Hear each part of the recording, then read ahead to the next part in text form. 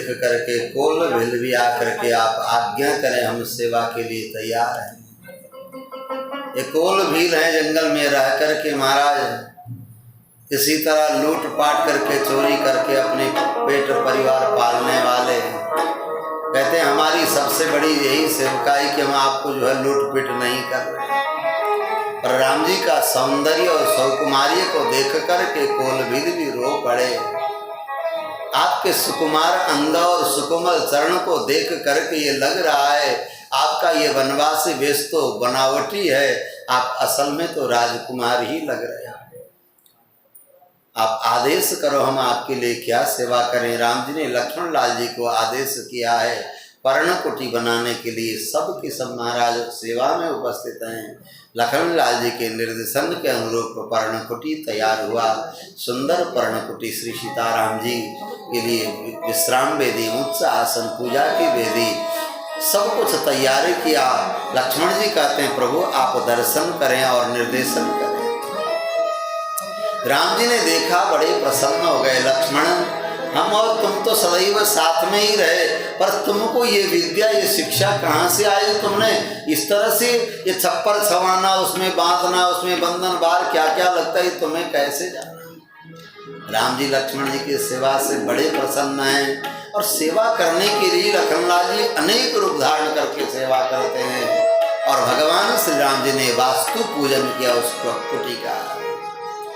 क्योंकि धरती में अगर हम खोदन करते हैं, धरती में अगर कोई हथियार चलाते हैं तो माता धरती को कष्ट होता है। इसलिए क्षमा प्रार्थना के रूप में भूमि पूजन, वास्तु पूजन होता है। क्यों? क्योंकि ये भूदेवी ये साक्षात ये भी जीवित हैं, ऐसा नहीं है, जीवित हैं। इसलिए जो बीज आप डालते हैं उसको उगा देते हैं। जिसमें बीज नहीं होता वो तत्काल सड़ जाता है। जो बीज है वो सड़ता नहीं है। ये धरती माँ सजीव हैं। आज भगवान ने वास्तु पूजन किया है।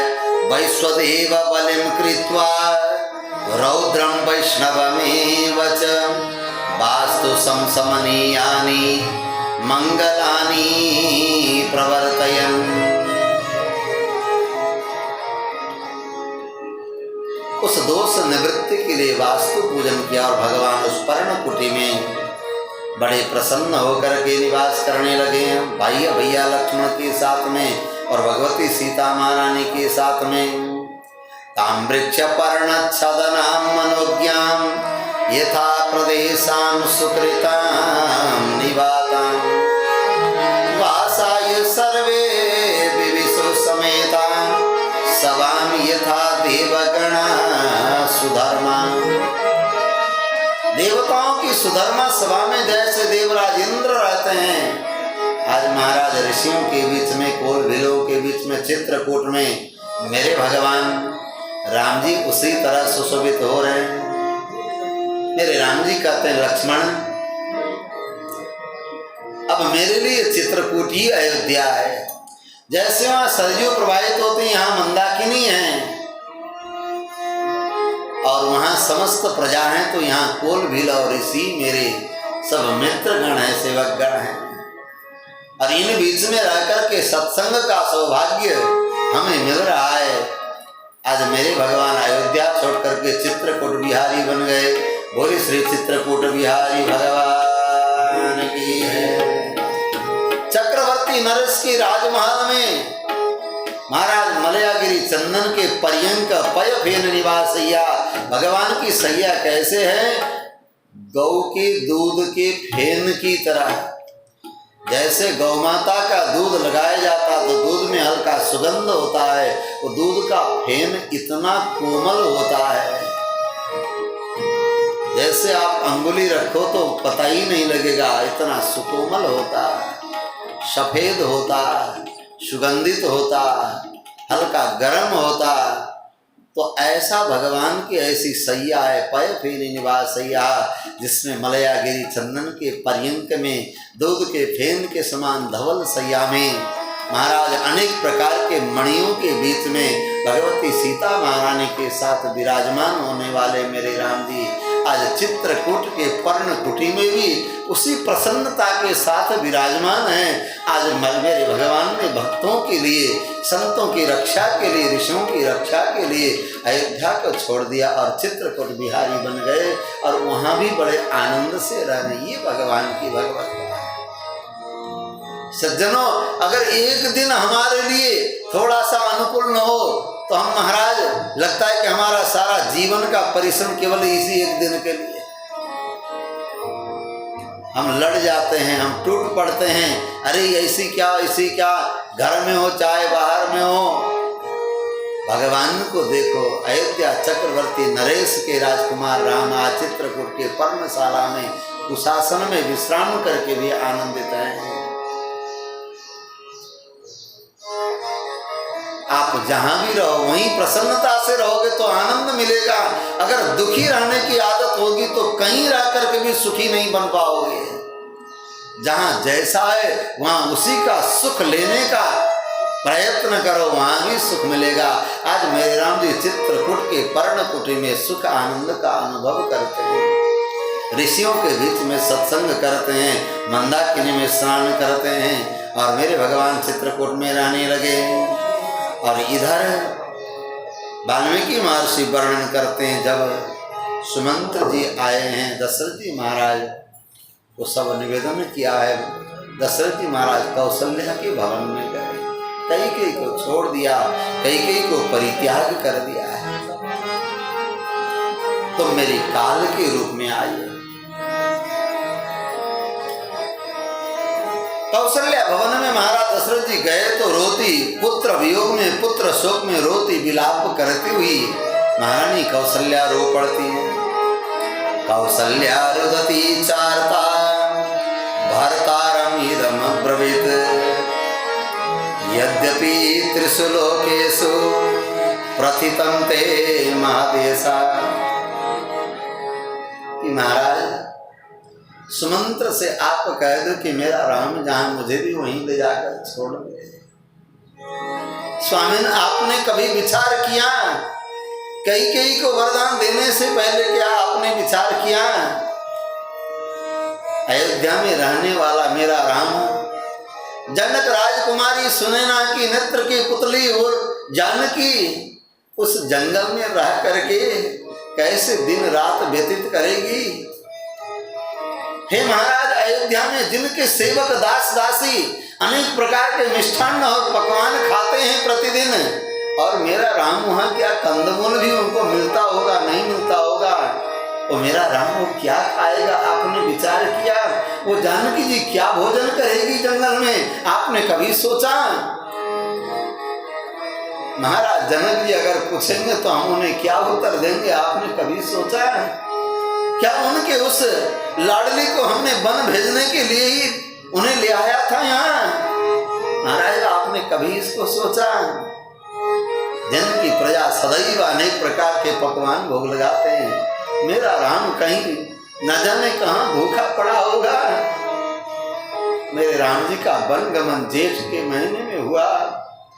उस कड़क कड़क धूप में, कड़कती धूप में मेरा राम न जाने किस वृक्ष के नीचे होगा। उन्हें समय पर जल भी मिला होगा कि नहीं मिला होगा। माताओं ने भोजन नहीं किया है, दशरथ जी महाराज ने भोजन नहीं किया है। पुत्र वियोग में, पुत्र शोक में, दुखित सुख समृद्ध बने दुखम सहिष्यत कथम नरवर श्रेष्ठ पुत्र तौ सह सीतया। प्रातः काल उठते ही मधुर ध्वनि, वेद ध्वनि, बंदी ध्वनि, सूत मागध मधुर ध्वनि से जगाते जिन सीताराम जी को, क्या वो सिंहनाद को सुनकर के क्या उन्हें नींद आएगी जंगल में? जंगली भयंकर जानवरों के उस क्रंदन के बीच में क्या मेरी सीता रह पाएंगे? हे महाराज, आपने सर्वस्व नष्ट कर दिया है। अयोध्या को आपने उजाड़ दिया है, सबके आंखों में आंसू को भर दिया, सबका सुख उस कैकेयी ने और आपने छीन लिया है। हे स्वामिन, एक नारी के जीवन में गति और आशा भरोसा केवल बाल्यकाल में पिता का होता, अब मेरे पिता नहीं रहे, और उसके बाद उसका पति, उसका सब कुछ होता है। तो स्वामी ने आप मेरे कब थे? आप कभी मेरे थे नहीं। आप सदैव उस कैकेयी को प्रसन्न करने के लिए रहते थे, आप मेरे कभी थे नहीं। और बुढ़ापे का एक सहारा जो मेरा राम, आपने उसे भी दूर कर दिया। उस कैकेयी और भरत को प्रसन्न करने के लिए, उस एक कैकेयी को प्रसन्न करने के लिए आपने न जाने कितनों को दुख दिया। आपको कुछ विचार है? गतिरेका पतिर्नार्या द्वितीया गतिरात्मज तृतीया ज्ञातयो राजन चतुर्थी नैव विद्यते। अब मेरा कोई नहीं। मूर्छित होकर के कौशल्या महारानी रो पड़ती। दशरथ जी ने रोते रोते हाथ जोड़ लिया, कौशल्य अंतिम बार जीवन में तुम एक बार और क्षमा कर दो। तुमने सारे जीवन मुझे क्षमा किया है। बात सत्य है कि मैंने तुम्हारा सम्मान नहीं किया, तुम्हारे प्रेम का आदर नहीं किया, तुम्हारी सेवा का सम्मान नहीं किया, सब सत्य है। तुमने मुझे जीवन भर क्षमा किया है कौशल्य, एक बार और क्षमा कर दो, मेरे दुखे हुए दिल को और मत दुखाओ। हाथ जोड़ करके कौशल्या के सामने जब दशरथ जी कहने लगे, महारानी कौशल्या चरणों में गिर पड़ी। स्वामी ने आप मेरे सामने हाथ जोड़ रहे हो, ये क्या उचित है? स्वामी ने लगता है कि मैंने आपके दिल को बहुत चोट पहुंचाया, न जाने मैं स्वामी ने पुत्र सुख में मैं पागल हो गई। मेरे राम के बिना ने मुझे पागल कर दिया है। अगर मैंने कुछ ऐसे अनुचित और कटु कुछ कहा तो मुझे क्षमा करें स्वामी ने, क्योंकि शोक ज्ञान को समाप्त कर देता है, क्योंकि शोक धर्म को नष्ट करता है, शोक ज्ञान को नष्ट करता है। आज शोक ने मेरे बुद्धि को हर लिया और मैंने आपको कष्ट दिया। हे स्वामी मुझे क्षमा करें, मैं धर्म को जानती हूँ। हे स्वामी आपने धर्म की रक्षा के लिए ऐसा किया है, आपका इसमें स्वार्थ नहीं है। आप भी तो राम जी से प्रेम करके, मैं इसको भी जानती हूँ स्वामी, पर राम विरह में राम जी के शोक ने मेरा सब कुछ ज्ञान हर लिया, मुझे क्षमा कर दो। जानामि धर्मम धर्मज्ञ त्वं जाने सत्यवादिनम्। महाराज आप भी धर्मज्ञ हो, आप भी सत्यवादी हो, आपने अपने सत्य और धर्म के लिए जो परित्याग किया है इसको मैं जानती हूँ, पर पुत्र शोक के कारण मैंने जो कुछ भी कहा आप मुझे क्षमा कर देना। रो कौशल्या का हाथ पकड़ करके महाराज दशरथ जी ने कहा कि कौशल्या तुम मुझसे दूर मत होना। कौशल्य आज भी मेरे दृष्टि में, नेत्र में दृष्टि नहीं है, मेरे दृष्टि भी राम जी के साथ चली गई है। कौशल्य अब तुम मुझे छोड़ करके दूर मत जा। कौशल्य का हाथ पकड़ करके थोड़ी देर नींद आई आज दशरथ जी महाराज को, पर नींद के बीच में ही महाराज कांपने लगे, घबरा गए, आंखें खुली। कौशल्य तुम्हें पता है, अरे आज मुझे वो बात याद आ गई, मैं तो भूल गया था। उस अंध तापस श्रवण के माता पिता ने जो श्राप दिया था, तुम भी पुत्र वियोग में तुम्हारी मृत्यु होगी। कौशल्य अब हमें लगता है कि अब वो समय आ गया है।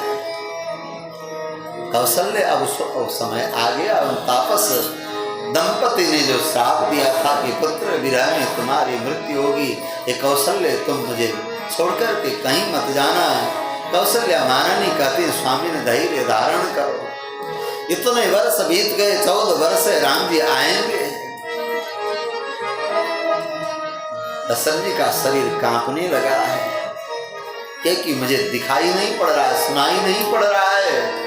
हे कौशल्या वो समय आ गया है। हे राम, हे रघुनंदन, हे हा लक्ष्मण, हा सीते, आज तुम्हारा जैसा पुत्र होने के बाद भी मैं एक अनाथ की तरह अकेला पड़ा हुआ हूं। आज तुम्हारा पिता मरणासन्न होकर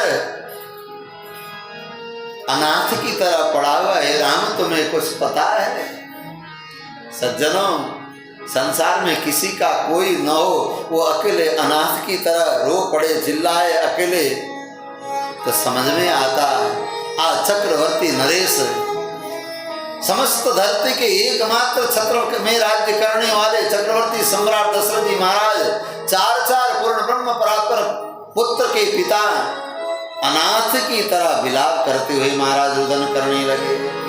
हार पुनंदन प्राण पीते, हार पुनंदन प्राण पीते, हार पुनंदन प्राण पीते, हार पुनंदन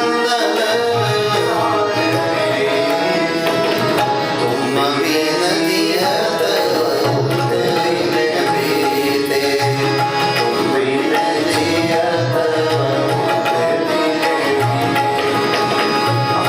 जानकी लखन हार रघुवर, जानकी लखन हार,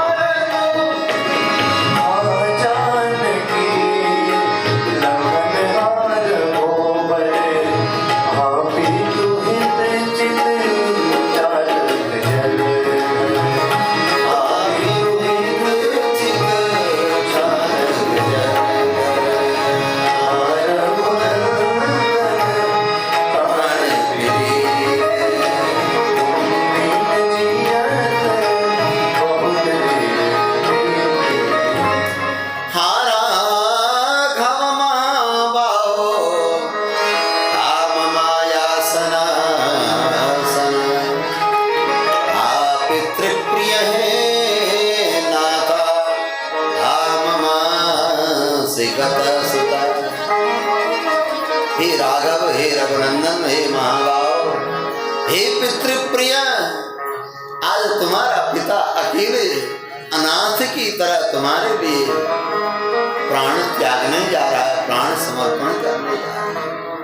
हा जानकी, हा लखन, बार बार मध्य रात्रि में महारानी कौशल्या साथ में है, विलाप करने लगे। महारानी कौशल्या कहती, महाराज ऐसा न करें, आपको कुछ नहीं होगा। हा कौसल्ये न पश्यामि, हा सुमित्रे तपस्विनी, हे सुमित्रे, हे कौशल्य, हे तपस्विनी, मुझे क्षमा कर दो। आज कैकेयी के कारण मैंने जो सबको दुख दिया, कष्ट दिया है, मुझे क्षमा कर दो। हान संशय ममा मित्रे कैकेयी कुलपांसिनी। आज मां कौशल्या और सुमित्रा के बीच में रोते विलाप करते हुए, हृदय में राम जी है, नेत्र में राम जी है, मुख में राम जी का नाम है। महारानी कौशल्या सुमित्रा को तो पता नहीं कि अभी अंतिम समय आ रहा है, पर चक्रवर्ती सम्राट समझ गए अब मेरा अंतिम समय आ गया।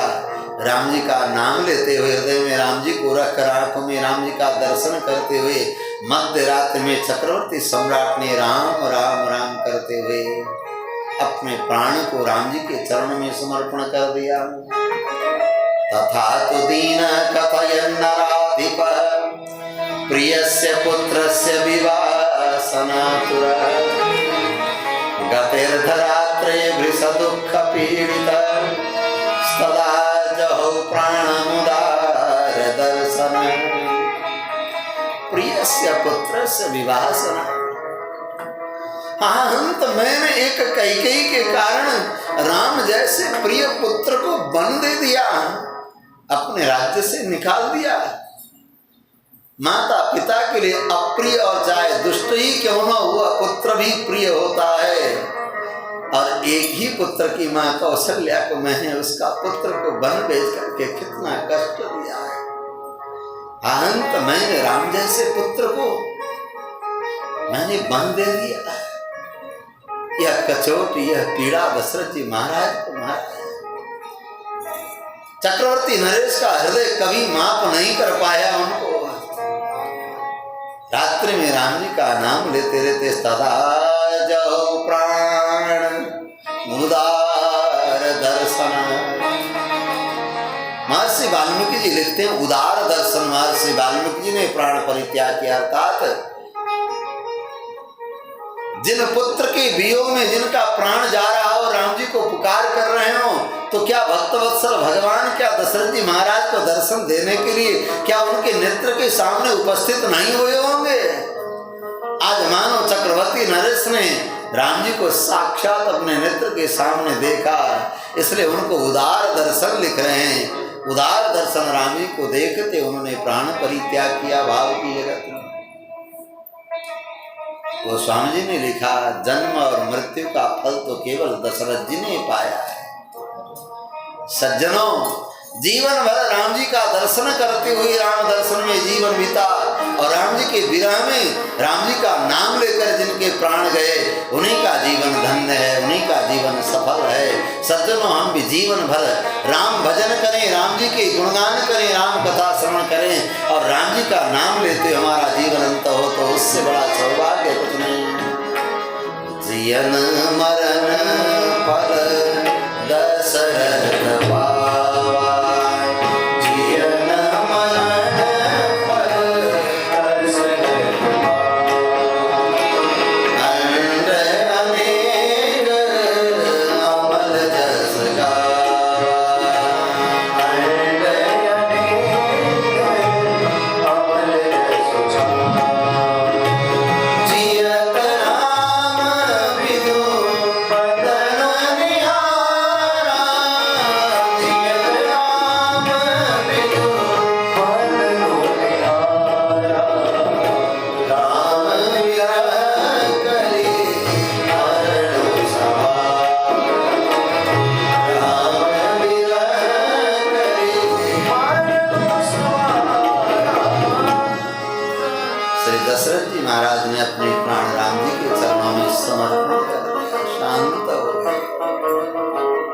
महाराज का शरीर शीत पड़ गया, ठंडा पड़ गया। कौशल्या महारानी, सुमित्रा महारानी मध्य रात्रि में राम विरह में पति का प्राण निकल गया है। सारी रानियां मूर्छित हो गईं, अब क्या होगा? सूर्य कुल का सूर्य मानो अस्त हो गया हो। अयोध्या केवल माताएं विधवा नहीं, सारी अयोध्या विधवा बन गई। अथ रात्र्यां व्यतीतायां प्रातरेवा परेहनि, पूरी रात्रि विलाप और मूर्छा में ही सब महारानियों की चली गई। प्रातः काल सूत मागध बंदे आए तो हैं, पर राज दरबार सुना पड़ा हुआ है। गुरु वशिष्ठ देव के चरणों में महाराज निवेदन किया गया है। मूर्छित रानियों के सामने गुरुदेव वशिष्ठ पधारे। चक्रवर्ती सम्राट के रहते हुए भी गुरु वशिष्ठ की आज्ञा चलती थी। आज उनके न रहने के बाद भी गुरु वशिष्ठ देव ने सोचा अब क्या होगा। श्री राम लक्ष्मण वन में है, भरत शत्रुघ्न ननिहाल में है। चार पुत्र होकर के भी अंतिम समय में कोई रहे नहीं महाराज के साथ में। गुरु वशिष्ठ देव ने कहा कि तेल का नाव मंगाया जाए। तेल भर करके चक्रवर्ती सम्राट का पार्थिव शरीर उसमें डुबा दिया गया है। मार्कंडेय, मौद्गल्य, वामदेव, कात्यायन, गौतम, जाबाली, बड़े बड़े ऋषि महर्षि को रख करके वशिष्ठ जी ने सलाह की, सभा की, अब क्या होना चाहिए। राम जी तो वन को गए, राम जी के पास संदेश नहीं भेजा है। चाहते तो राम जी के साथ भी, तो राम जी के यहाँ भी तो संदेश भिजवाया जा सकता है, पता करा करके सेनाओं को। नहीं, यह निर्णय हुआ कि भरतलाल जी को बुलाया जाए।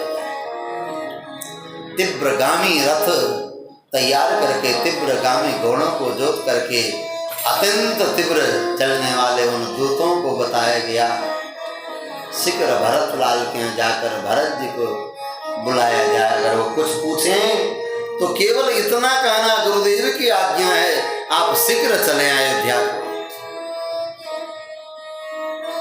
सारे के वशिष्ठ गुरुदेव की आज्ञा से दूत महाराज के देश चले हैं, महाराज युधाजित के यहाँ, अश्वपति सम्राट के यहाँ। 7 दिन 7 रात्रि चलने के बाद वहां पहुंचे लोग। भरतलाल जी रात्रि में कुछ स्वप्न दुस्वप्न देख रहे हैं, अनेक प्रकार के दुस्वप्न देख रहे हैं। कभी कभी देखते हैं दशरथ जी महाराज बाल मुड़ाए हुए हैं, तेल के द्वारा स्नान कर रहे हैं। कभी बड़े पर्वत से गिर करके गोबर के कुंड में गिरे हुए दिख रहे हैं। कभी सारी सेना को महाराज लेकर के दक्षिण दिशा की ओर जाते देख रहे हैं। भरत जी समझ गए, या मेरी मृत्यु होगी, या मेरे पिता की मृत्यु होगी, या राज परिवार में बहुत संकट आएगा, या मेरे भाई नहीं रहेंगे। मन में अनेक प्रकार की आशंका करते हैं। अहम रामोऽथवा राजा लक्ष्मणो वा मरिष्यति, नरो यानेन यः स्वप्ने खरयुक्तेन याति, अचिरात् तस्य धूम्राग्रं चितायां संप्रदृश्यते। मुड़ मुड़ाए गधे के यान में चढ़कर के दक्षिण दिशा की ओर जाता हुआ कोई व्यक्ति दिखाई पड़े तो जल्दी उसके चिता जलने लगेगी, चिता का धूम दिखाई पड़ेगा, वो जीवित नहीं हो सकता। भरत जी महाराज कभी मंगल कामना करते, दुस्वप्न शांति के लिए पाठ करते, पूजा करते। दूत पहुंच गए हैं, भरत जी के मन में भय है, क्या संदेश लेके आए। पूछा क्या अयोध्या में सब कुशल तो हैं? कहे कि महाराज आप जिसको कुशल चाहते हो सब कुशल हैं, गुरुदेव की आज्ञा है, विलंब न करें, आप शीघ्र चलें, हमसे ज्यादा प्रश्न भी न। भरतलाल जी समझ गए, तत्काल जाकर मामा से मिले, नाना से मिले। नाना जी हम जाना चाहते हैं, दूत आए हुए अयोध्या से। अनेक प्रकार की भेंट सामग्री अपने नाती को देने लगे, भांजे को देने लगे। नाना मामा कहे कि इसको बाद में भेज देना, हम अभी जल्दी जाना चाहते हैं। तीव्रगामी उन दूतों के साथ उन घोड़ों में बैठकर, रथ में बैठकर भरतलाल जी आए तो 7 दिन 7 रात